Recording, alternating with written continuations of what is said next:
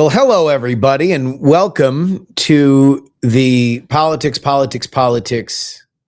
Sunday show. This is a live stream. We don't normally do this as a live stream. This is normally exclusive to people that are subscribed to our Substack, but I wanted to try out two things. Number one, there's nothing to talk about. I mean, I don't want to try this out. There's nothing to talk. Like literally, normally we go through clips of the Sunday shows. Everybody got their work done 5 days ago. Nobody's talking about anything that's happened in the last 5 days, which is not a lot. You know, everybody was out. They're doing Christmas. They're doing all sorts of stuff. Let's see. Where do we get our chat?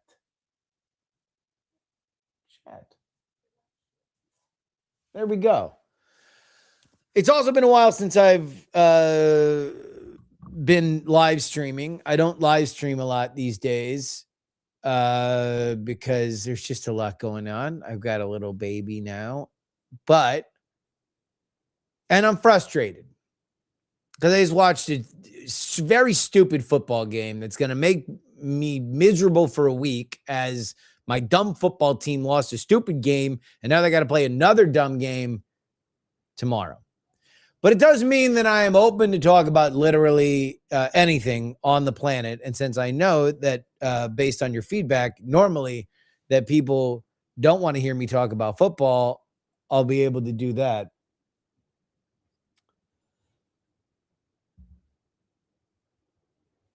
So here we go. Go ahead and get your questions into any chat, Substack chat, Twitch chat, YouTube. We're streaming through all those places, and I will do my best to answer any questions that you guys have. And I would specifically like to ask you guys this.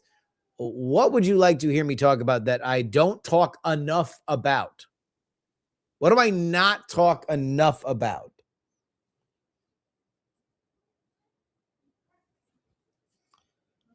Granite Lorax asked me about the Trump battleship, the Trump class battleship. I would defer to people that know a lot more about military stuff, like our friend Ryan Macbeth.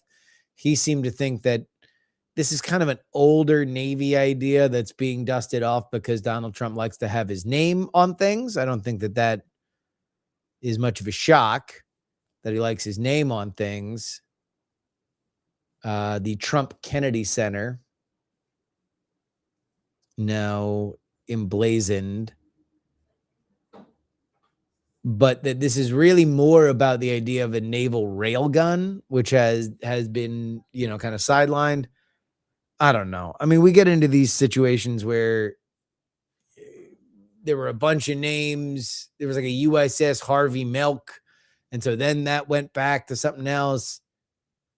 I don't know what the name of the ships necessarily mean. I don't know what it means to the people that serve on them.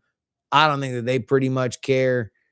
I think they probably care about where those ships are going more than what it's named. So I don't have a tremendous a tremendous issue on that.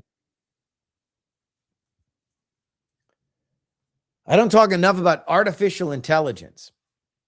Well, you can listen to my podcast, The Attention Mechanism with Andrew Main, if you would like more of that. It's a little bit sporadic because we're doing stuff. And then, of course, the official OpenAI podcast is something that I am very privileged to be able to work on. More of that coming into the new year. But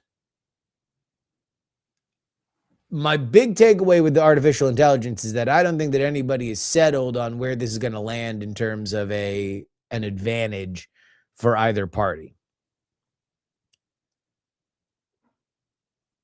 I also think that we're probably going to look at AI a lot differently a year from now than we do now. It's just going to be more a part of everybody's lives. It's going to power products that people really do enjoy. And there will be less of the conversation of it being this existential threat and more about what actual challenges that it's going to cause. I don't buy the idea that there's massive headcount reductions right now that are driven by AI. I think that you can say AI in quarterly reports and you can fire people that you wanted to fire anyway. And you can say, oh, we've reduced their headcount by this, that, and the other. I'm pretty close to this stuff. I don't see the massive headcount that people are saying is happening now. But that's just my own opinion.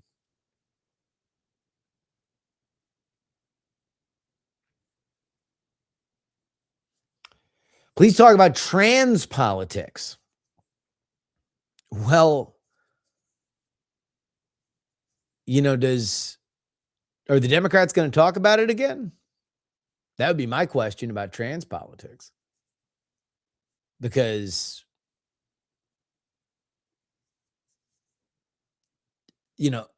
if you've seen anything over the last the last year, really, where the Democrats have gained a little bit more of their front footing, the one thing that hasn't returned, we've even gotten back to some 2017 level #resist sort of energy, but they have not brought that same vim and vigor to some of the front lines of trans issues that they did in the past. All of the energy is on Republicans who are talking about trans issues, largely crowing about the fact that they won. So you see a lot of vitriol to Riley Gaines, for example, but you don't see a lot of people saying, oh, we need to fight for trans kids. So the Democratic mainstream seems to think that that is not a winner for them. Are they right? I don't know. What about the Trans-Siberian Orchestra? I saw a pretty funny meme of Paulie Walnuts from The Sopranos saying, they made all the Siberian Orchestra trans tone. It's pretty funny.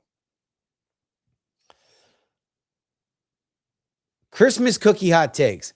My biggest hot take on Christmas cookies is that we played a lot of Christmas songs because we have a baby now and she won't remember any of this, but I want to get her socialized to the idea that Christmas music plays around the Christmas time.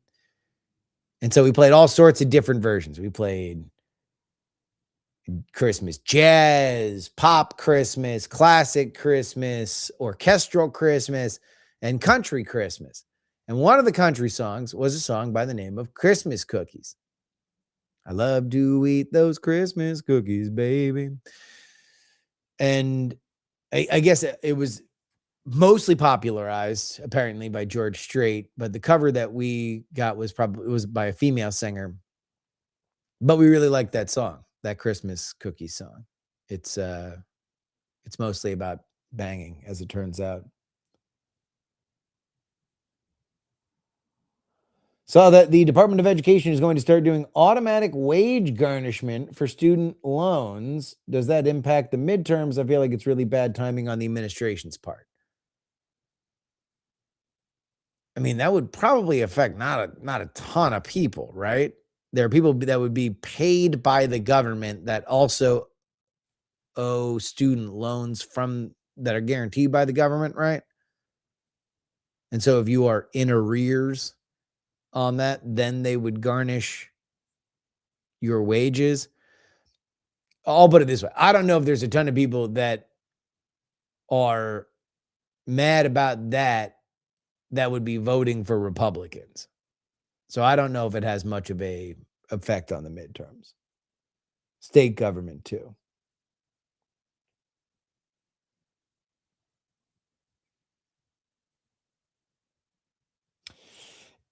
The Minnesota Democratic's failure is a long time coming. So this is a big hotbed on the right. And I do got a little something for this.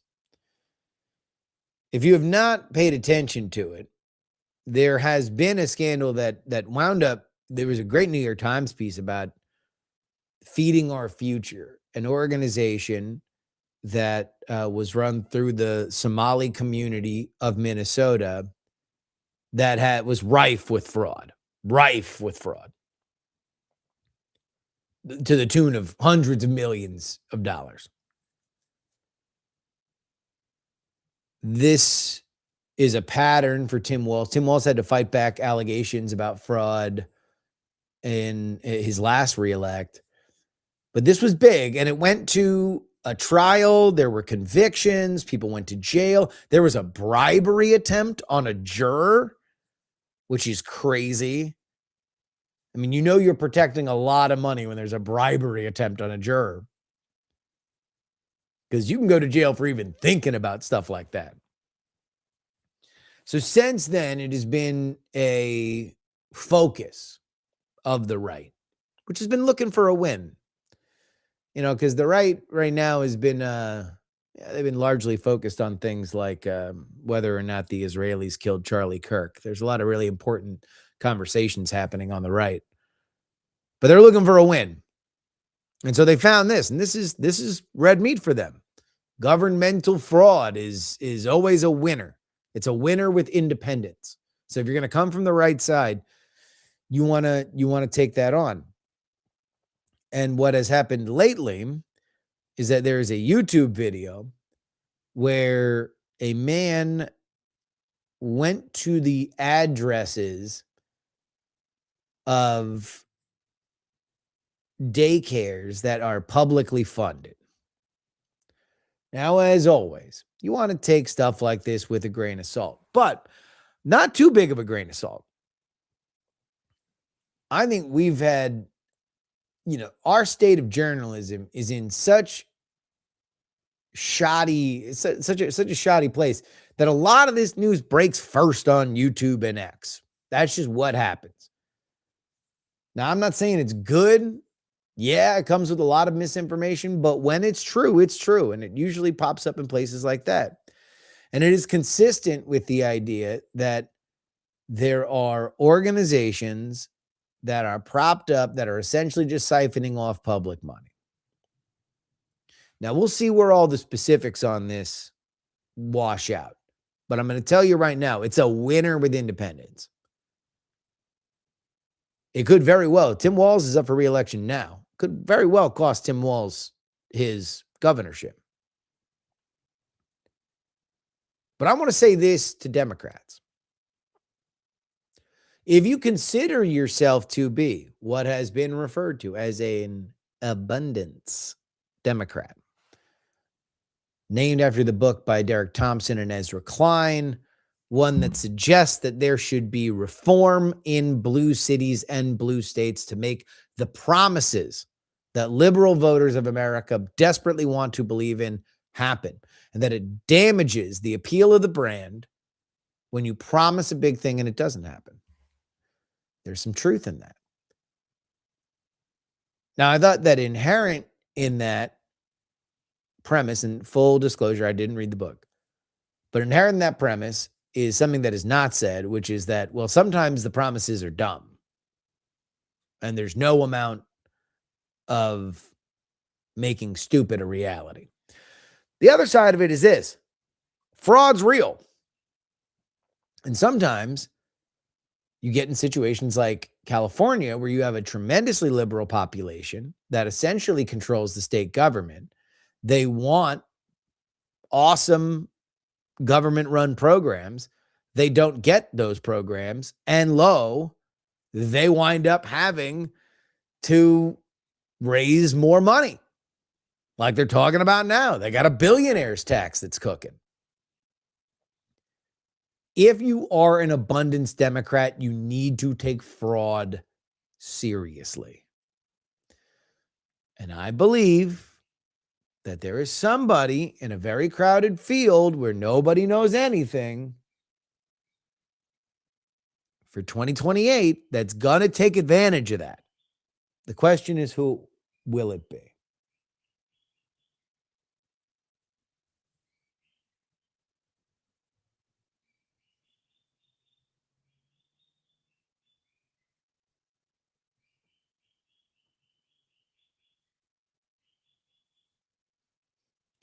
Waffleophagus on abundance. I don't know if I would buy a book that says, do what you say is a good political idea.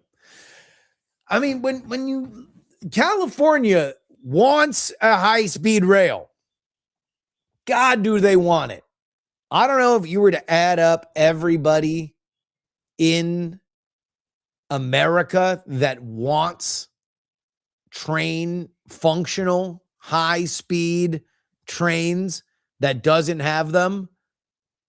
But if you did, I would imagine that 80% of them would be either in LA or in San Francisco or the Bay Area. I would imagine that that is the case. God, do they want it? And they have the money to do it. And yet, nothing has happened. Just please hold your breath. In another 30, 40 years, we'll dig 7 more holes that will need 3 years worth of regulation to find out whether or not an owl will be disturbed.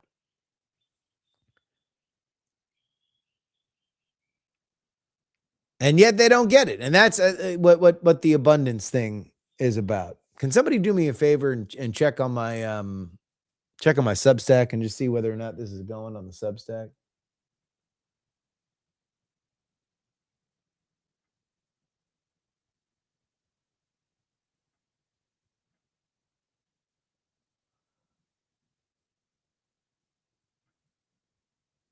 Good. We are rolling on Substack. Apologies again to everybody who normally expects the Sunday edition. This is going to go out instead of that, but hey, look, there's nothing. I'll literally go through. We had a taped Nancy Pelosi interview. We had like the same old people saying Vladimir Putin's an authoritarian, yada yada yada. It's like, come on. Nothing new.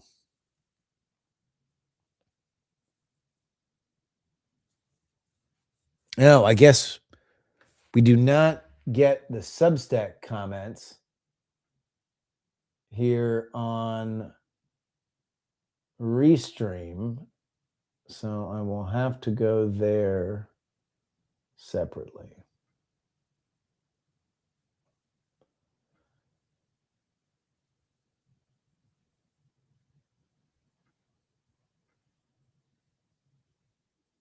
There we go.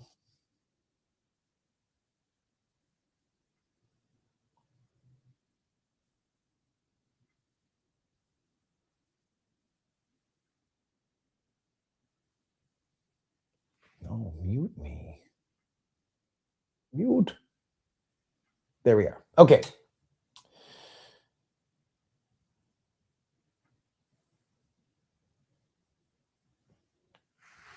So I'm doing this. I'm doing the live stream because I don't want to talk about the fact that the Steelers lost to the Browns. Although it was the most predictable thing in the world. I don't even want to talk about it. If the Dems are the tape delay for the Republicans, then what's next on their agenda? Well, next would be settling around somebody who makes hamburger out of some sacred cows. And right now, I don't know if there is a Democrat that is ballsy enough to go there. But then again, if I were that person, I would pull my thing out until a little bit closer to the election, when that energy is going to be important. Like we'll find out in 2 years whether or not Gavin Newsom winning 2025 means anything. Sometimes it does, sometimes it doesn't.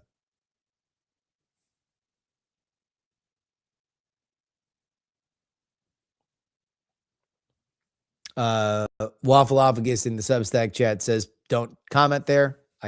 I'm reading it now. So feel free to comment on Substack. I got everybody right here.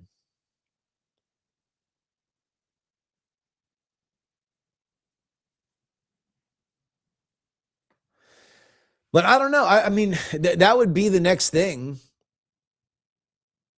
I just don't know who that is. I don't know who's got. I mean, I don't know. Maybe Josh Shapiro's got something. It's not a great.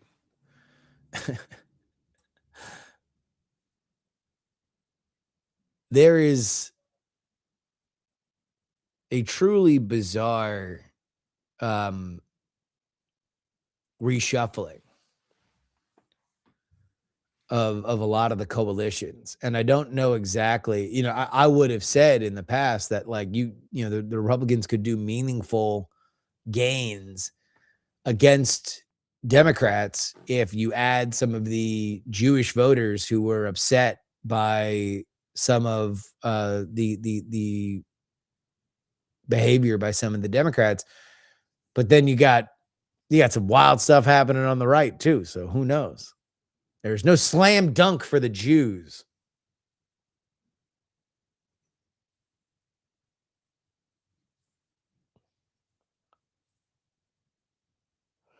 If Dems need to win red spaces to win the next election, how viable does that make Gavin? I can't see him getting a vote anywhere between the coasts. Well, the Democrats have been winning in red areas. The thing that's happened post-Trump is that you had a lot of the like Nikki Haley type Republicans that have now become Democrats. I mean, as far as the voter file goes. Like if you are a never Trump Republican from 2016 on, you're a Democrat now. You have now voted in multiple elections. And historically, those are pretty good voters to have. Those voters always show up. They show up in off-year elections, and they are highly educated. And if you just do what they say, they will be okay. Now, I do think that Democrats let those slip a little bit in 2024, but these are the same people that are horrified by some of the migrant stuff or some of the sloppiness with CCOD or not being able to deport people right or deporting the wrong people. Like these are establishment-y types. And that's why you got two Democratic senators out of Georgia, despite the fact that it's a Republican state. That's why you have two Democratic senators out of Arizona, despite the fact that it's a Republican state. The fact that those two state parties can't pull their head out of their butts to make something happen is ridiculous. It is insane.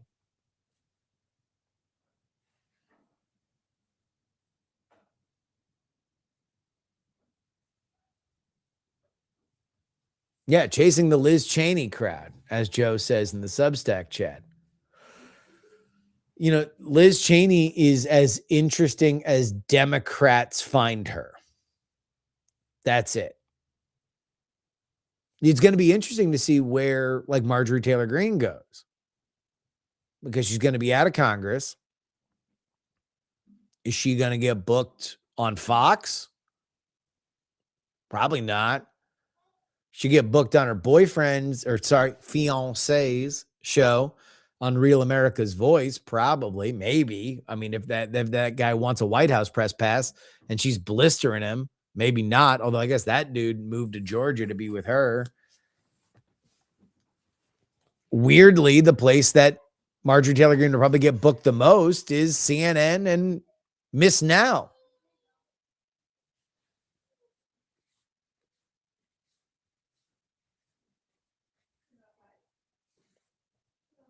The Reverend Puck, Arizona is Republican-ish. Dems hold the Senate seats, governor and secretary of state.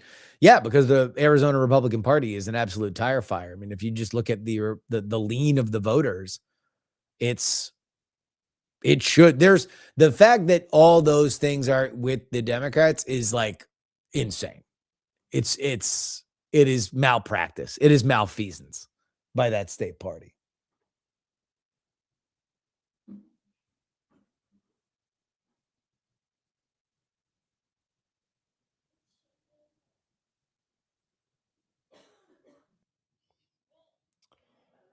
What's with the odd obsession of the left with women's looks, like Mar-a-Lago face and all the aesthetic criticism? I feel like it's the early part of something that they're cooking up for later. That is ATL John Boy. I think you're thinking too hard on that. People are mean online. That's not a partisan thing. People are they're mean. So you're going to call women ugly, you're going to call men gay or whatever. That's just law of the internet. Now, like, is politics becoming more like the internet? Yeah. It is. That's where the energy is. That's where you can generate money. And so you're going to see some of the decorum be more along those lines until it's corrected, until somebody who's doing something different gets rewarded in terms of either money or electoral success. That's when it happens.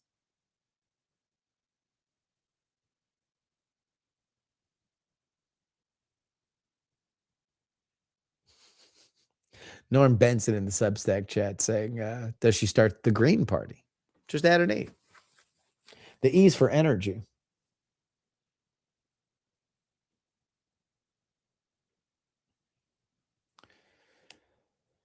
Chef Oman says that Marjorie Taylor Greene is laying down to claim the MAGA movement when Trump drops the crown.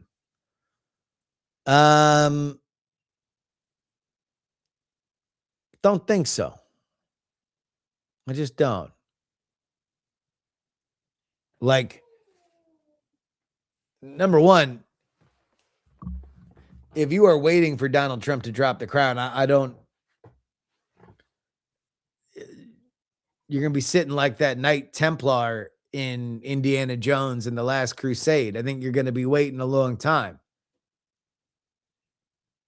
The more likely scenario, in my opinion, is Donald Trump dies with that crown. It's buried in his own sarcophagus. The people that love Donald Trump love Donald Trump. That's it. And they're going to. I also think that, and this is something that people don't want to, Democrats specifically, don't want to realize. Donald Trump is going to be an incredibly popular president after he's gone. Because the idea of Donald Trump as president is always more broadly appealing than Donald Trump actually being president. I mean, America agreed on that twice. But when everything gets boiled down to just the highlights, there's a lot of funny quips.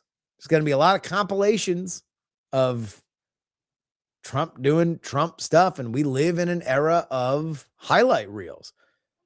We live in an era of proven commodities getting chuckles and laughs. Donald Trump compilations will outlive me. And when that is all that people have to understand of him, especially people that have no idea what's happening right now, all they'll know is that there used to be this funny guy who was president. That's it.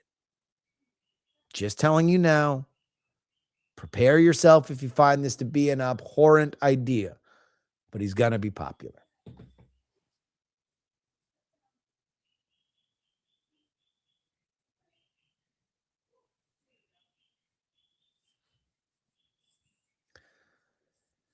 Now, that's an interesting idea. There's a crown, the MAGA crown.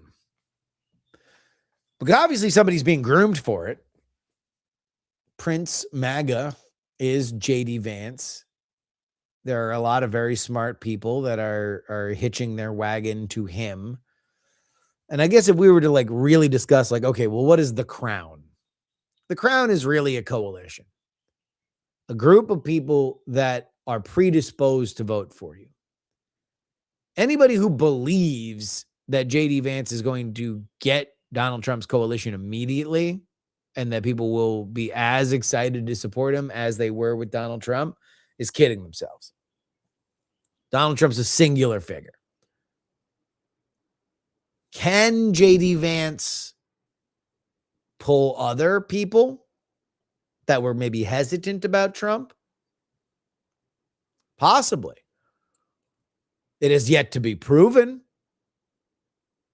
A lot of it's Trump without the Trump energy was behind Ron DeSantis. How'd that go? Well, you came up empty-handed, aside from the pudding fingers.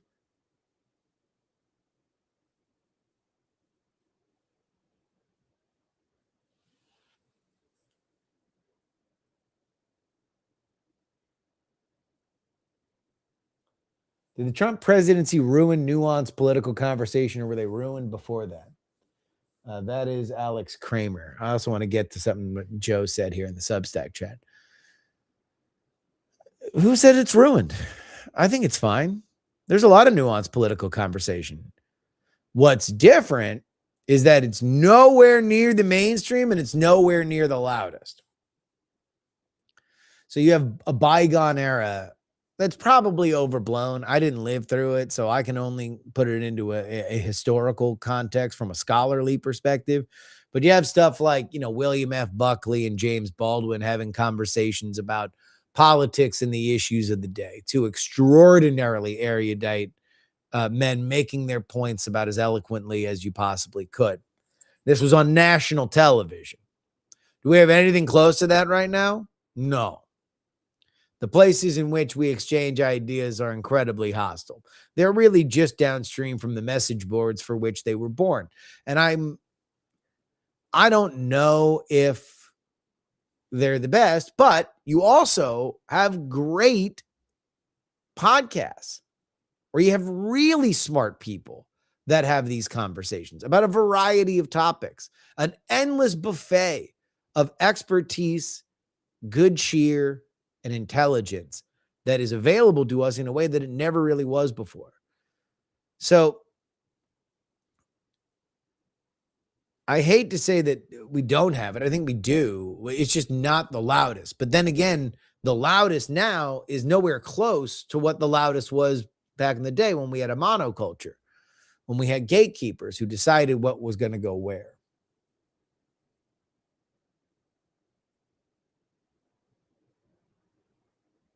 Yeah, William F. Buckley also punched Gore Vidal when he called him a neo-national socialist. Joe says in our Substack chat, are there any segments from the early show that you would want to bring back? I assume you mean some of the most requested things from hardcores. Joe, congratulations. You have identified yourself as a real one. Like the poop buffet, the pole dance. It was an era where the show was a little bit more ribald.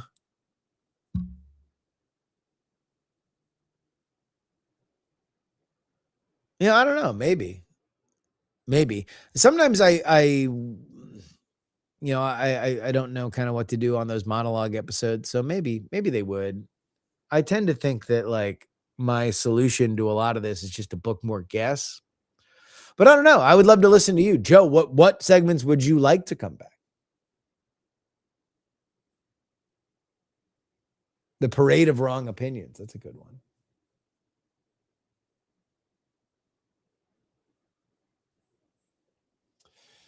Zachary Daniel in Substack says, if the Democrats lose in 2028, will they finally learn their lesson that they seem to have ignored from their losses in 2016 and 2024?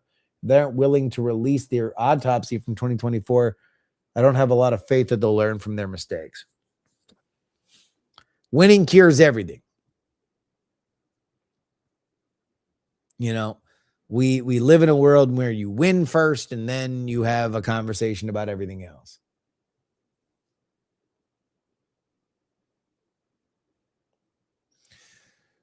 So I don't know. I mean, everybody's got to figure it out from the very start. No two elections are alike. I would probably rather be, I would rather be the Democrats than I would be the Republicans right now. But at the same time, the Democrats are right now at a moment where they should be taking radical swings, and they're not. Nobody's really doing that. The person who was rewarded the most literally just did a Donald Trump impression. That's what Gavin Newsom did. Everything that Donald Trump did, Gavin Newsom did to the best of his ability, down to the Twitter account. And he was rewarded handsomely for it. Democrats not beating the I only hate Trump because I wish he were me allegations. Half Normal says, book more conservative guests. Who would you like to see, Half Normal? I'm curious. We do have a lot of media people on, so our guest count, if I were to, add up all of our guests, I don't know who they voted for, but if I were to add up all of their votes, I would assume that we would have a pretty healthy lead for Democrats over Republicans, but I'm always excited to have new people on.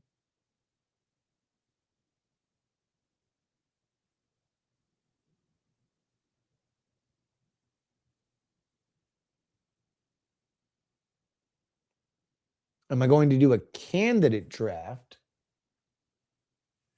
for the midterms? Well, normally what we do for the midterms is wave watch. And we'll have our 4 different scenarios as to where we think people are going to go. We should probably formalize that a little bit more, maybe have like an official board or something. It'd be great to get a sponsor.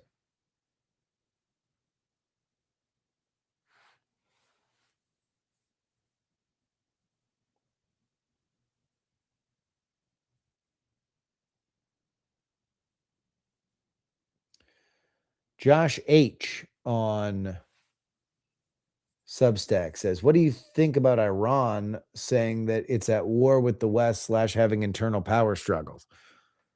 Feels like every moment that I've been alive in Iran. I mean, they've always been at war with the West as far as I can remember, and you know, they're a dictatorship. They're a theocratic dictatorship. So like, you know, if you want to go with that, you got to have internal power struggles because there's nothing else to release the tension. You know, that's why you got to kill and imprison so many people.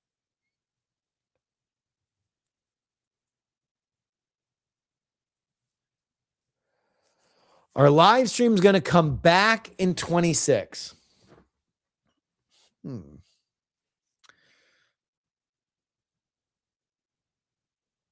It's more likely that I will live stream more now that I can co-stream to Substack. Because Substack's where I make my money. I love YouTube. I love Twitch. I've had a good experience on both platforms, but I don't immediately make money there. I make a little bit in subs, but like we all know that Twitch game, if you want to play that Twitch game, and Godspeed to everybody that does, it's a living, and I'm long in the tooth. I don't have the young man's stamina to sit in front of this camera and just, and I don't play video games. It'd be a lot easier if I played video games. And now I got a baby, so blah, blah, blah, blah, blah. But for me to do like 2-hour-long streams that also go to Substack, maybe. I'm not promising anything, though. There's no promising.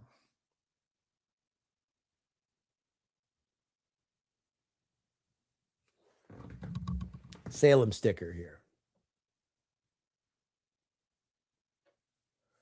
What I want to see is the next time you do a Rush Limbaugh impression, if Jen is there, please call her Jen Whiny. I can hear Rush say this so clearly. I have to say that lady podcaster Jen Whiny and her congressional bitch podcast has to be Snurdly, I know. One of the biggest wastes of time that has ever been created in the media.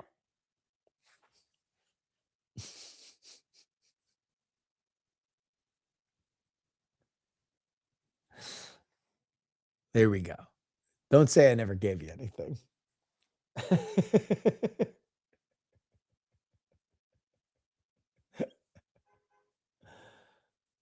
Is Maduro going to flee?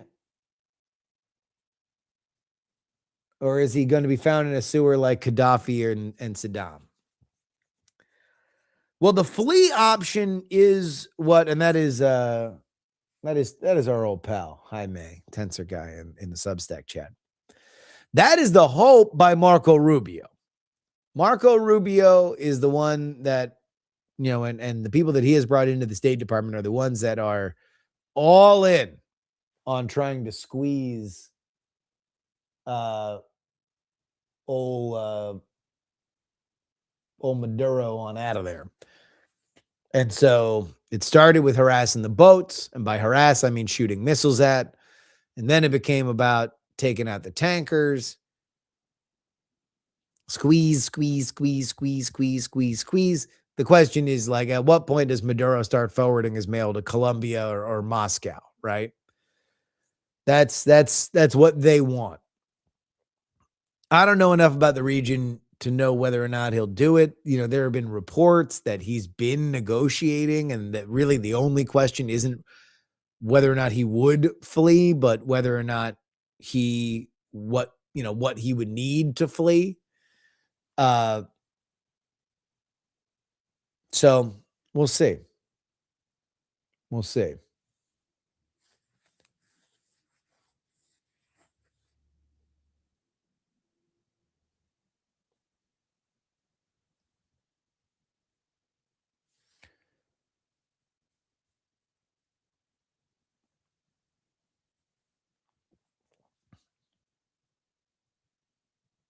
Yeah, I mean, I hope Venezuela. I hope Maduro leaves Venezuela. I guess that's the other big story right now is that Volodymyr Zelensky is in Mar-a-Lago as we speak,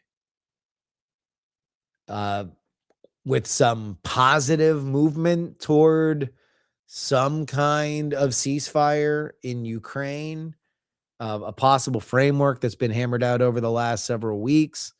A 20-point plan. There's a lot of 20-point plans that come out of this White House to end the fighting there. Seymour Hersh, take him for what you will, but he is very bold in his proclamation, says that the one thing that really needed to happen for the war to end seemingly has, and that is Vladimir Putin deciding there is more danger in pressing forward than there is gain. That there are actors in Russia that are only getting more and more antsy as they have nationalized the banks.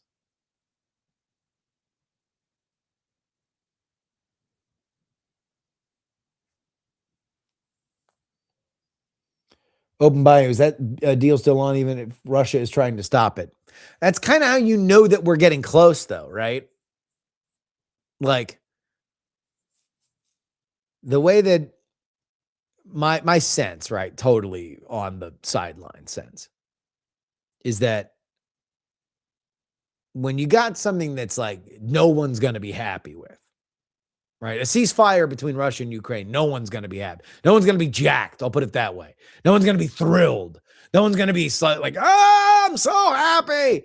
Like, except for the people that don't have to die. They're going to be thrilled. But nobody up top that's making the decision is going to be thrilled about it. This is when you do the, I want, no, but I don't want it, but I do want it, but I don't want it, but I do want it. It's like if you've ever been on a long road trip, when you're taking those first, the bulk of it, you're probably at max on like 3 highways, right? Usually you're on one. You're just on one highway for the longest time.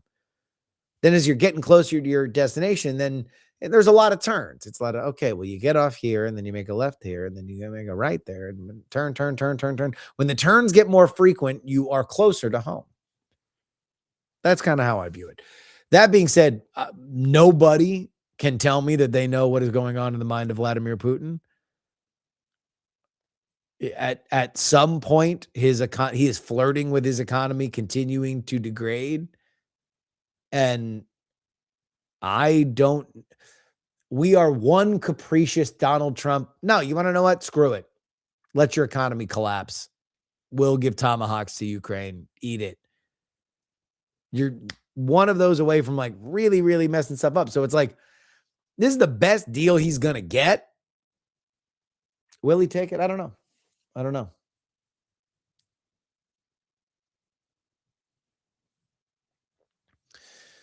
According to Seymour Hersh, I don't know if nationalized is probably technically the the exact right word, but Russian banks, some Russian banks it is illegal for them to make loans to anybody but the government. So like they're our money, right? As the Bugs Bunny meme would say.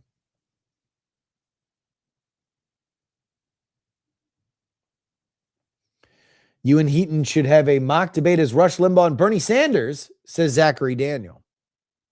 I'd mop the floor of them. I destroy them. You kidding?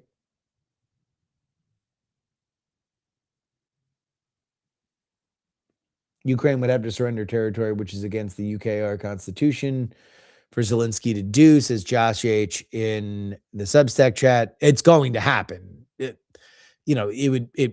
would have to face some kind of vote, in the Ukrainian parliament, but something would have to, like they're not getting Crimea back. So we can start there.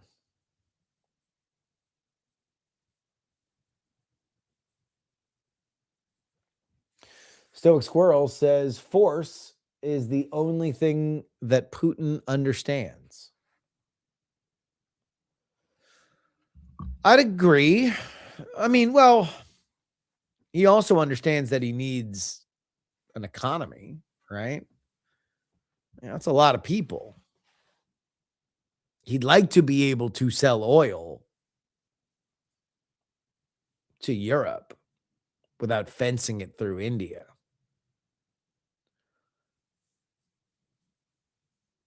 Which is one of the more rich parts about all this, is when Europe gets really chesty about, how the United States is handling this. And it's like, hey, you guys could go ahead and take the heat by not buying Russian oil through India. That would move things along, but you don't want to do it because then your people will be very cold and you'd be very unpopular. So instead, you can just yell at us, which is fine. That's what the U.S. is for. We're big boys.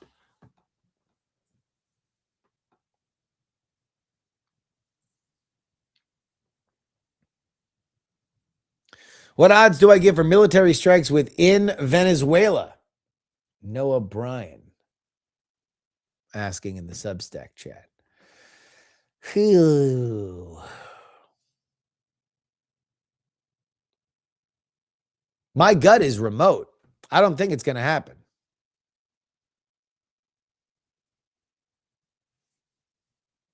Because I don't think Trump wants to do it. My guess would be that, like, if we do it, it would be like Iran. Like, we would just either like have Maduro in custody or something like that. But like, trench guerrilla warfare, I don't think that's happening.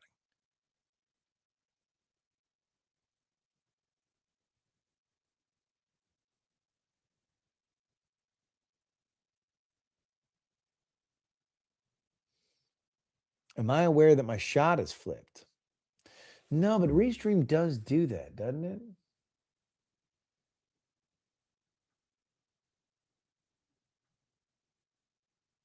Here we go. Wham. Now we should be good.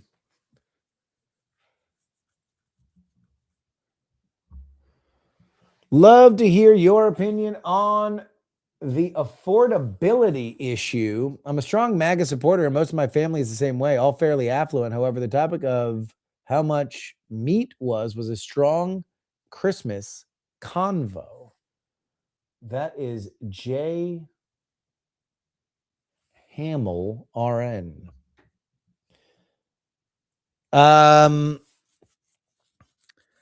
Yeah, it's expensive out there. We had a massive inflationary spike. We have slowed down inflation, but that doesn't mean that it goes away. For anybody who thought that we were going to go back to pre-Biden era prices, I don't know what to tell you. Is that what people thought they were getting when they were voting for Trump? Maybe. Trump obviously owns the economy post-Liberation Day. And he probably would have owned it now, even if that didn't happen. But the tariffs are enough of a thing that like people can latch on to. Uh, but look, the I said this during Biden. What is the economy kind of changes. Sometimes it's the job numbers. Sometimes it's the price of gas. But for the last 4 years, it's been inflation. How much do you bring home? What is the sticker shock when you're at the grocery store? Or, and this, I said this is part of the reason why I was bullish on Trump winning in 2024. The ritual humiliation of having to pull something out of your cart in front of people that you know at a grocery store. People have gotten killed for less than that. And that's the kind of stuff that happens during inflationary spikes.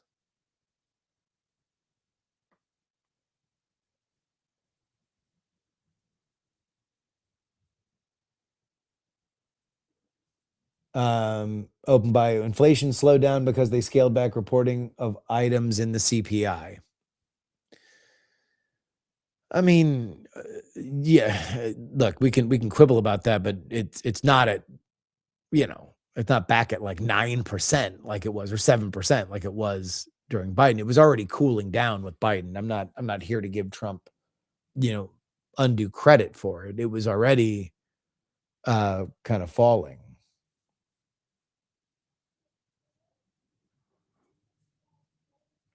Are the tariffs potentially getting reversed still on the table?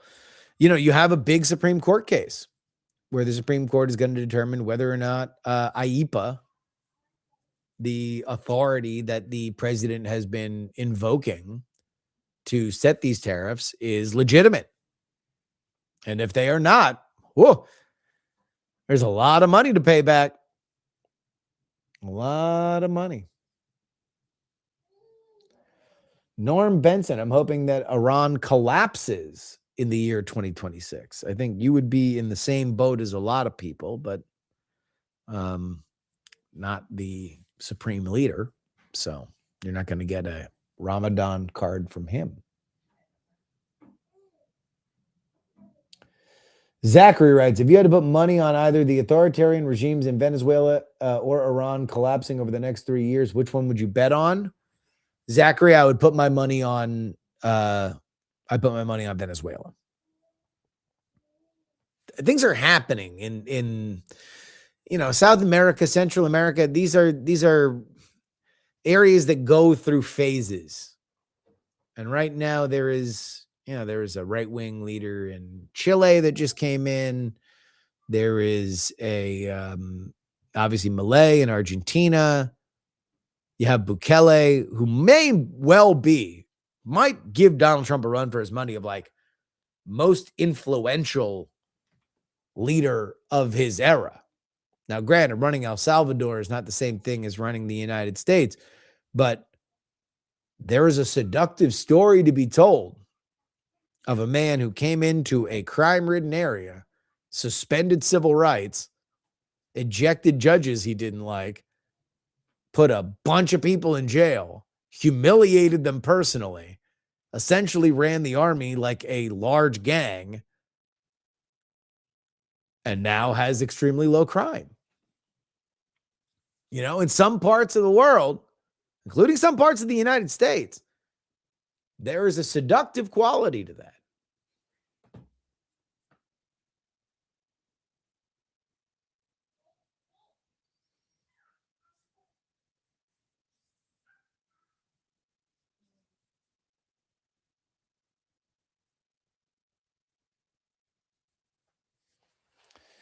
We are getting a report. I don't know if I can click on this link from Norm in our Substack chat saying that Putin says Russia will achieve its Ukraine aims by force if Kyiv doesn't want peace. Don't know what that means.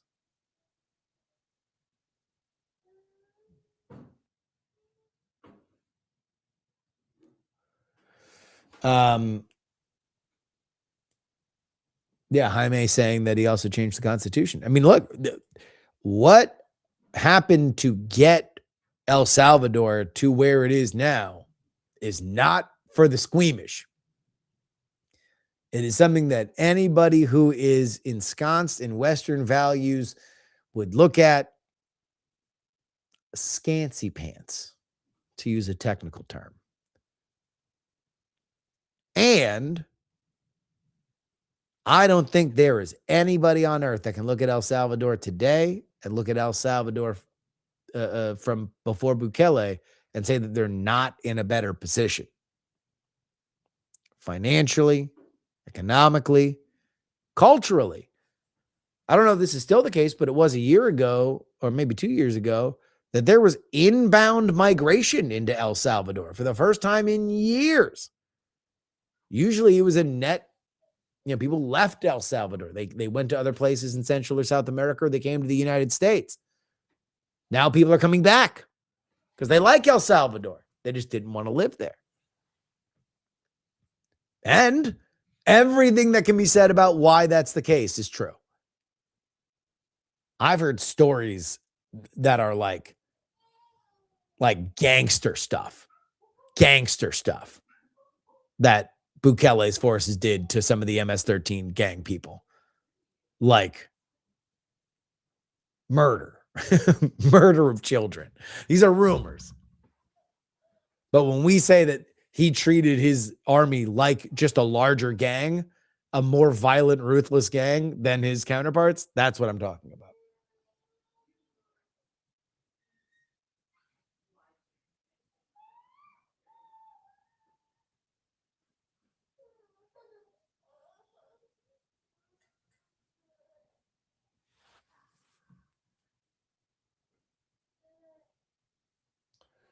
Redistricting continues in the name of stopping Republicans from gaining an electoral advantage in the House. What's the count on both sides?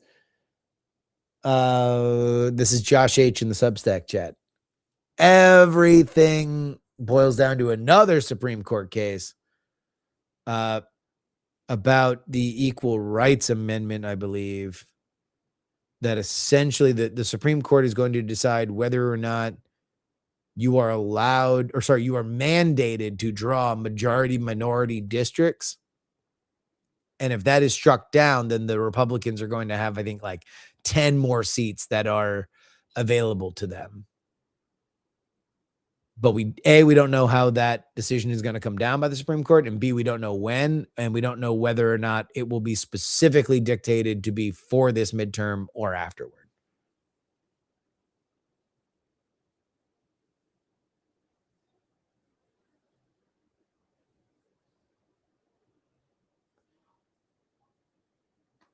Big Jim, let's talk about one more important thing. And you want to know what? I think I might wrap it up here. Journalism, says Big Jim. It's my favorite thing.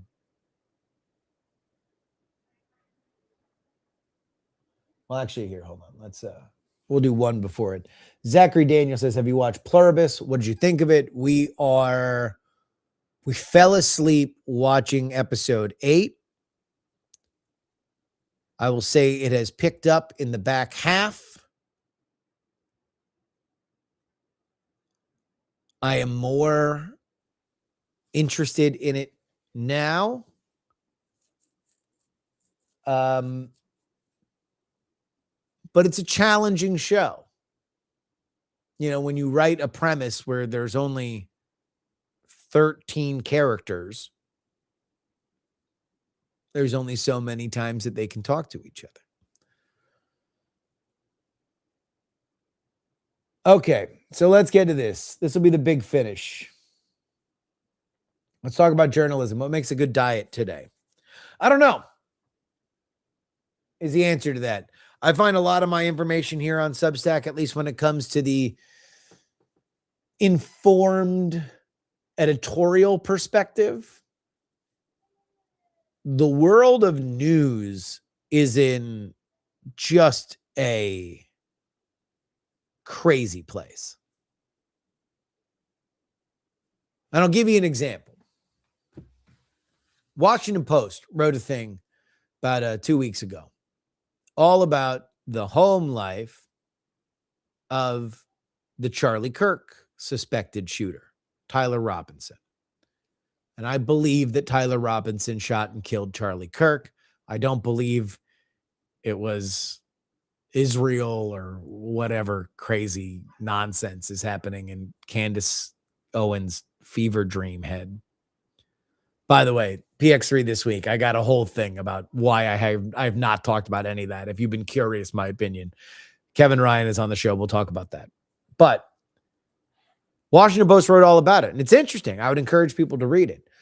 I didn't find it all that impressive because I had seen almost everything that they reported already reported on a YouTube by a man named Turkey Tom. Did I have any idea who the hell Turkey Tom was before I watched an hour and a half YouTube video about a guy who said he was friends with Tyler Robinson and his roommate? No. Did it turn out to be correct? And were there pictures and videos to back it up as first person reporting? Yeah, there was at the time for Turkey Tom. And so I've been wrestling with this. Turkey Tom broke that story.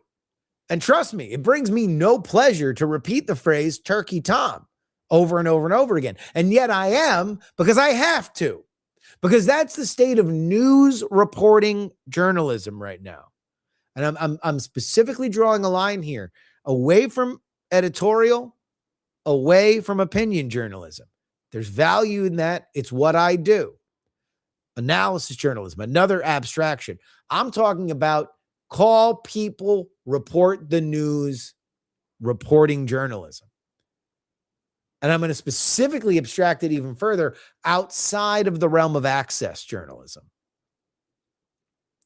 where you're reporting on the machinations and opinions and moves of a privileged class of people. So you'll see that in sports journalism, politics journalism. That's access journalism. You have to talk to people to find stuff out. Sometimes little nuggets shake forth, but ultimately you're going by scoops that are being fed to you. But this kind of reporting, this is big reporting. Who killed Charlie Kirk? Charlie Kirk still remains somebody that was very, very influential. Political assassinations are it's a horrible road to walk. Turkey Tom scooped him.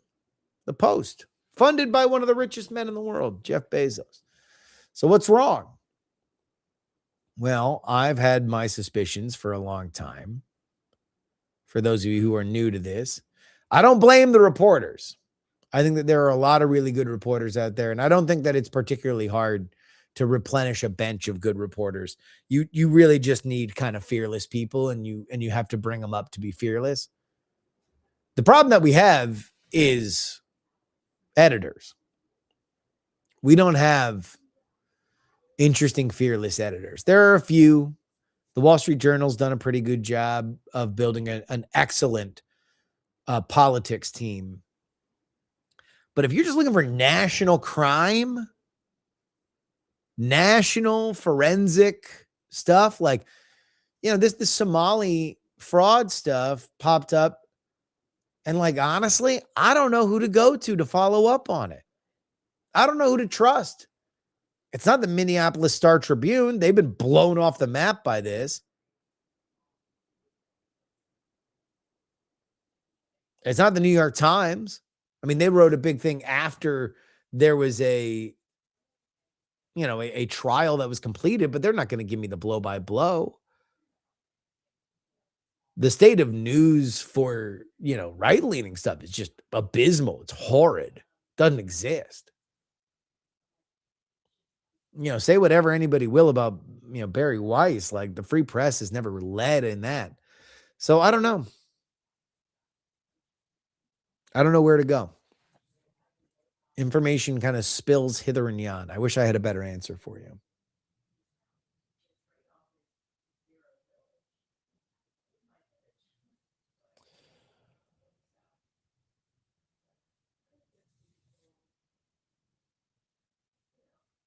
Is this Steeler sports talk? Says Matt Brown. Oh, Matt, you're killing me.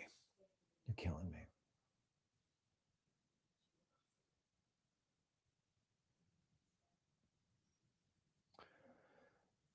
No, I don't believe that Barry Weiss is right leading, Bob. I think she's set her left. I think she understood that there is a broader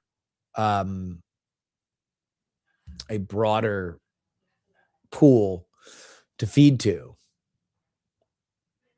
And I think that that's true. I thought she was right to pull that 60-minute story. I mean, if we're only going by what we've heard, having read the angry email from the reporter and then having read what she was asking for, what Barry Weiss was asking for, that was reasonable. And also, it's very important if you are now the head of CBS News that 60 Minutes feel different. It's a failing institution. It is fading in relevance. You have to present something that is different, that is worthy of its time slot.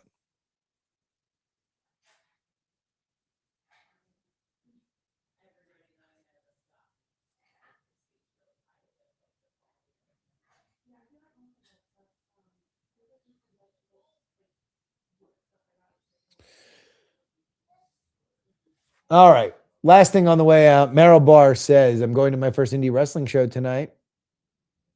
It's a Defy show.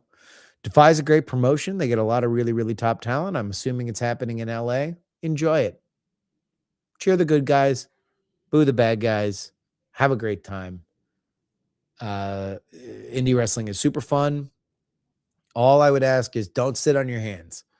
Be as enthusiastic of an audience member as you possibly can, because indie wrestlers, they ain't doing it for the money.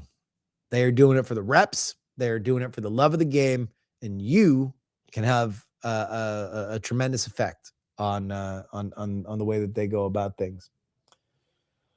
Alex Laverne, Shador Sanders, great QB or greatest QB? I'll take my answer off the air. Jesus, lost to Shador Sanders.